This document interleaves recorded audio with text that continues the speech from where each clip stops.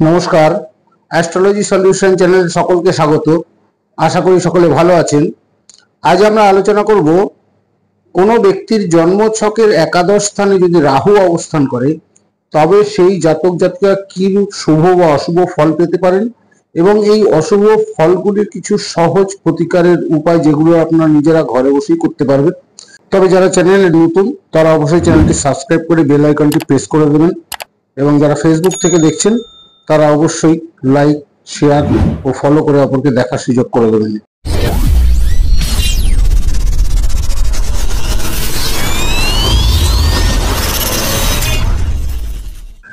তবে আজকের আলোচনা শুরু করা যাক। আজ আমরা এখানে কালপুরুষ রাশিচক্রের প্রথম রাশি অর্থাৎ মেষ রাশিকে লগ্ন ধরে আলোচনা করব, যার অধিপতি হচ্ছে মঙ্গল। অতএব জন্মছকের একাদশ স্থানের হবে কুম্ভ রাশি, যার অধিপতি হবে শনি। যার বৃষ রাশি তার হবে মীন বা একাদশ স্থান, যার মিথুন রাশি হবে তার একাদশ স্থান হবে মেষ রাশি।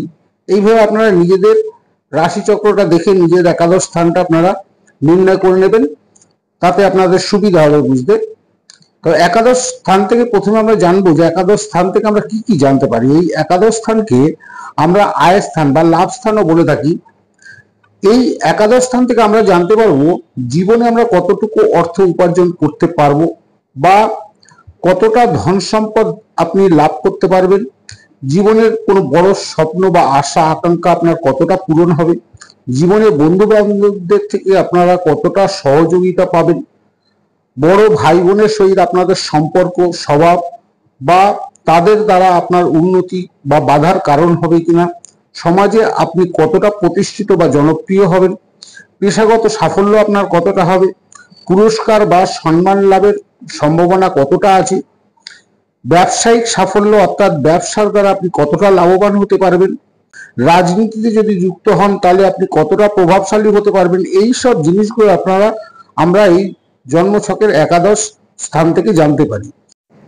দেখুন, আমাদের একটা ভ্রান্ত ধারণা আছে যে রাহু সর্বদাই কিন্তু অশুভ ফল দেয়, কিন্তু তা নয়। অনেক সময় রাহু শুভ ফলও দিয়ে থাকে। এই একাদশ স্থানে রাহু যদি থাকে, সেই রাহু কখন শুভ ফল দেয়? রাহু যদি শুভ গ্রহ যুক্ত হয়, অর্থাৎ বুধ, শুক্র, বৃহস্পতি এইসব গ্রহ যুক্ত হয়ে যদি একাদশ স্থানে অবস্থান করে বা এইসব শুভ গ্রহের দৃষ্টি যদি একাদশ স্থানে থাকে, তখন রাহু শুভ ফল দেয়। রাহু যদি মিথুন রাশি, মিথুন রাশি হচ্ছে রাহুর উচ্চস্থান, এই উচ্চস্থানে যদি রাহু অবস্থান করে এবং একাদশস্থ হয় তবে রাহু শুভ ফল দিয়ে থাকে। এবং উপচয় স্থান অর্থাৎ তৃতীয় স্থান, ষষ্ঠ স্থান, দশম স্থান বা একাদশ স্থানে যদি রাহু অবস্থান করে সেক্ষেত্রে রাহু শুভ ফল দেয়।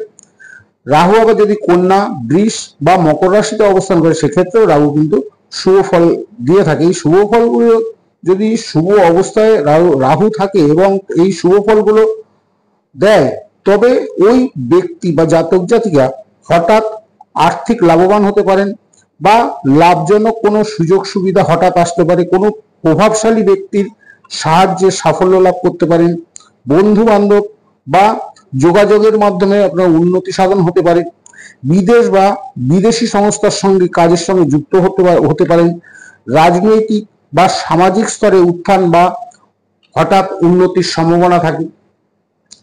আর কখন এই একাদশ স্থানে রাহু অশুভ ফল দেয়? যদি শনি ও রাহু একই রাশিতে অবস্থান করে এবং সেটি যদি দ্বাদশ স্থান হয় বা দ্বাদশ স্থানে যদি শনি, মঙ্গল এইসব অশুভ গ্রহের যদি দৃষ্টি থাকে, সেক্ষেত্রে রাহু একাদশ স্থানে অশুভ ফল দেয়। রাহু যদি মঙ্গল, শনি বা যে কোনো পাপ গ্রহ যুক্ত হয় সেক্ষেত্রে রাহু অশুভ ফল দেয়। যদি ষষ্ঠ, অষ্টম বা দ্বাদশ স্থানের অধিপতি যদি একাদশ স্থানে রাহুর সঙ্গে যুক্ত হয়, অর্থাৎ এই ষষ্ঠ, অষ্টম বা দ্বাদশ স্থানের অধিপতি এবং রাহু যদি একই রাশিতে অবস্থান করে এবং একাদশ স্থানে অবস্থান করে, এই অবস্থায় অশুভ ফল দেয়। এবং এই অবস্থা হলে সেই জাতক জাতিকার হঠাৎ আর্থিক ক্ষতি, বন্ধু বান্ধবের সঙ্গে বিচ্ছেদ বা বন্ধু বান্ধব দ্বারা ক্ষতিগ্রস্ত হতে পারেন, শত্রুর দ্বারা ক্ষতিগ্রস্ত হতে পারেন। রাহু মিথ্যা আশা বা প্রলোভন দেখায়, অবৈধভাবে উপার্জনের প্রবণতা আপনার মধ্যে থাকতে পারে, এর ফলে দুর্নীতিগ্রস্ত হতে পারেন।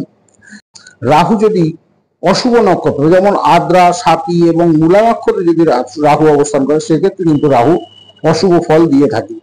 দ্বাদশ স্থানের অধিপতি যদি দুর্বল বা পাপগ্রস্ত হয় তবে কর্মক্ষেত্রে সাফল্যের জায়গায় বাধার সৃষ্টি হতে পারে, কর্মক্ষেত্রে ক্ষতিগ্রস্ত হতে পারেন এবং প্রতিদ্বন্দ্বিতা তৈরি হতে পারে এবং মিথ্যা আশায় বিভ্রান্তির সৃষ্টি হতে পারে, এর ফলে নিজে ক্ষতিগ্রস্ত হতে পারেন।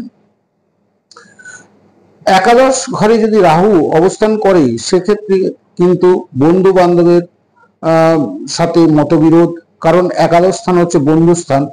এই বন্ধুস্থানে যদি রাহু অবস্থান করে বন্ধু বান্ধবের সহিত বিচ্ছেদ বা বন্ধু বান্ধবের দ্বারা ক্ষতিগ্রস্ত হওয়ার সম্ভাবনা থাকে। এখানে রাহু থাকলে বন্ধু বান্ধবদের দ্বারা প্রতারিত হওয়ারও সম্ভাবনা থাকে। চন্দ্র বা রবির সাথে যদি রাহু যুক্ত হয় তাহলে গ্রহণ দোষ হয়।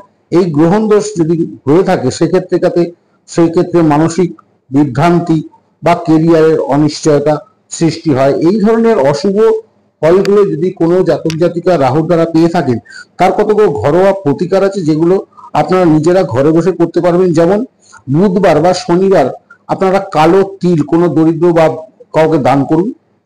শনিবার দিন রাস্তার কোনো কালো কুকুরকে আপনারা খাদ্য দান করুন।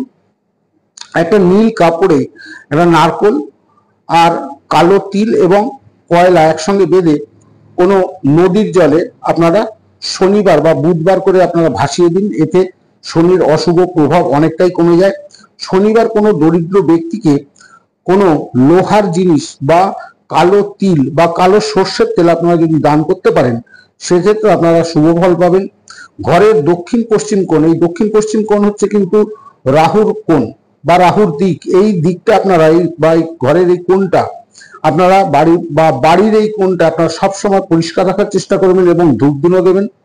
বাড়ির মূল দরজায় একটা লোহার কালো ঘোড়ার নাল আপনারা যদি লাগিয়ে দিতে পারেন সেক্ষেত্রে আপনারা শুভ ফল পাবেন। এছাড়াও আপনার রাহুর মন্ত্র ওং রাং রাহবে নমঃ, এই মন্ত্রটা প্রতি বুধবার এবং শনিবার করে অন্তত 108 বার আপনারা জপ করুন। এর ফলে এই একাদশ স্থানের রাহুর যে অশুভ প্রভাব এটার থেকে আপনারা ধীরে ধীরে মুক্তি পাবেন এবং এইগুলো আপনারা নিয়মিত পালন করুন। নিয়মিত পালন করলে আপনারা মুক্তি পাবেন। কোনোটা করলেন, দুদিন ছেড়ে দিয়ে আবার দুদিন ধরলেন, এইভাবে করলে কিন্তু এর কোনো শুভ ফল পাওয়া যায় না। এর শুভ ফল পেতে গেলে যেগুলোই করেন, যে কটাই করেন আপনারা সে কটাই নিয়মিত ভালোভাবে পালন করবেন। অবশ্যই আপনারা এই একাদশ স্থানে রাহুর অশুভ প্রভাব থেকে মুক্তি পাবেন, এটা নিশ্চিত করে বলা যেতে পারে। তবে আলোচনা আজকে এখানেই শেষ করা যাক। তবে আবার বলছি, যারা এখন চ্যানেলটিকে সাবস্ক্রাইব করেনি অবশ্যই চ্যানেলটি সাবস্ক্রাইব করে বেল আইকনটি প্রেস করে দেবেন